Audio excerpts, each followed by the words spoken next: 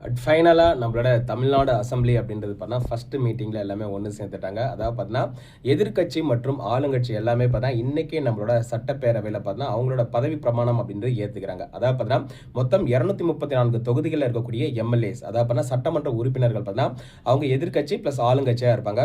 நேற்று பார்த்தீங்கன்னா சிஎம் விஜய் அவர்கள் பார்த்தா முதலமைச்சராக பதவி எடுத்தாங்க. அவரோட சேர்ந்து ஒரு 9 அமைச்சர்கள் பார்த்தா பதவி எடுத்தாங்க.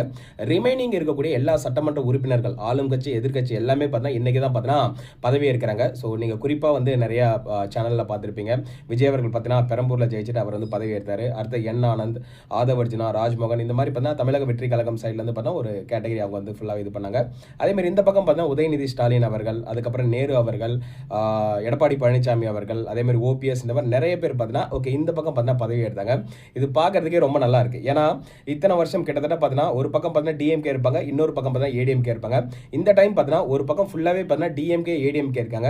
இந்த பக்கம் பார்த்தீங்கன்னா தமிழக வெற்றி கழகம் அவங்க உட்காந்துருக்காங்க. இது பார்க்கறதுக்கே நல்லா இருந்துச்சு.